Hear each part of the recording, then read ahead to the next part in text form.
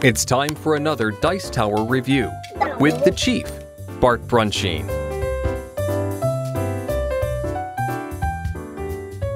All right, it's the Chief, and I'm going to talk about a game called Cirplexed. It's billed as an abstract strategy game. It is that. Handles 2 to 6 people, ages 6 and up. I will say, for the younger crowd, it's kind of a nice color matching game, but what you're really trying to do is, first of all, it's almost like a solo play with a group, which is something I don't like, so I'll tell you that right off the top. But you draw small little tiles out of a bag, very much like Quirkle, but you're playing these little circle tiles into your own play area. And they're multiple different colors, and you have like quarter sections. It'll look much better when I get in and explain it, but you're trying to make full colored circles, and the person that's able to do that the most effectively and make the most complete circles counts each of those as a point. All right, here's Cirplexed.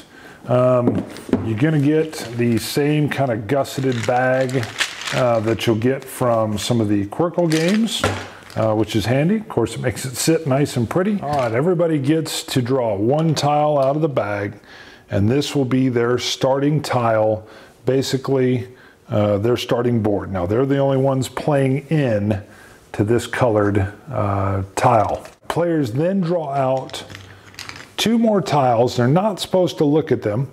Now, I'll tell you, you're drawing them out of a big old bag, so you may see them on occasion.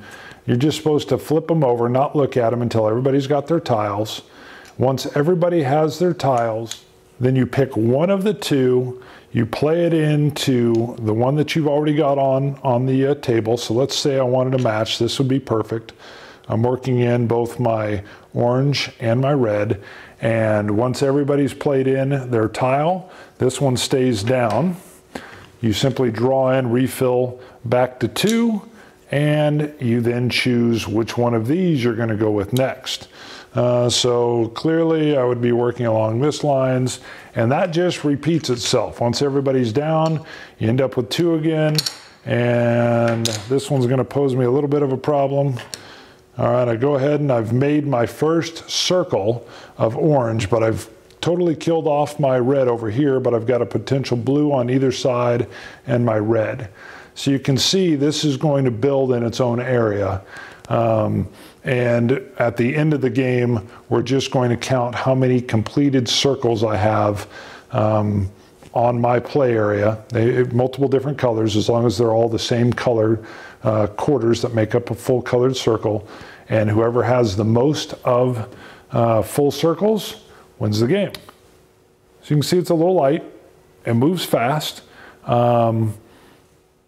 There's just not a lot of chit chat. You're just doing your own little thing. Gameplay ends when all the tiles are exhausted. So when you're actually drawing right out of the bag, it means you've got a 5 to 6 player game. If you're playing with 2 to 4 players, then each person gets 22 tiles. So you're all working on the same exact number, just trying to maximize what you have. All right, Cirplexed. I kind of tipped off. I don't like when I have a big group of people and I'm stuck playing what feels like a solo game. I brought this game out with a very fun, lively crew. We had been playing a lot of party games, so this definitely took them into a different direction, but I wanted to see how it worked. Visually, they were drawn to it. The colors are pretty.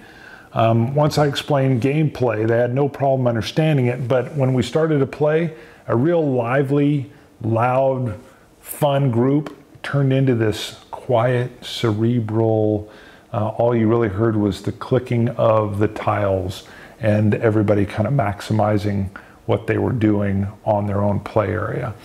And the whole group kind of was like, my fault, I messed up the pace of what everybody was doing. So if you're looking for a quiet, not heavily thinky game, but along that realm, I think it would fit in good. If you've got a rockin' fun time going, I wouldn't go work this in.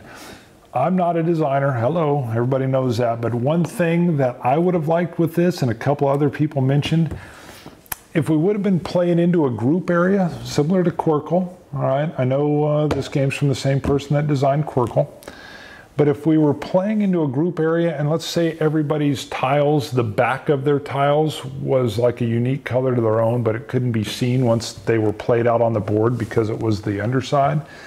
And then the complete circles that were made were scored. And you just counted, you know, whoever made a complete circle, you looked and you scored them. Now that may not even work, obviously, not play tested. But everybody was really wanting to have a game where they came together in the middle and were lightly competing and really working with everybody else.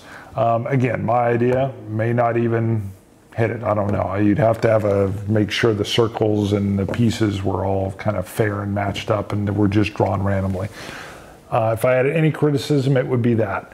Simply that this game offers a group solo play, and when I brought it out with a big lively group, it kind of killed the joy. So that's it. Still a fun, colorful game. Just be careful when you bring it out. It's the Chief. See you guys later. Bye. Thanks for watching our review today. For more information about board games, as well as the #1 board game audio podcast, check out Dicetower.com for reviews, interviews, and more. I'm Eric Summerer, and you've been watching The Dice Tower.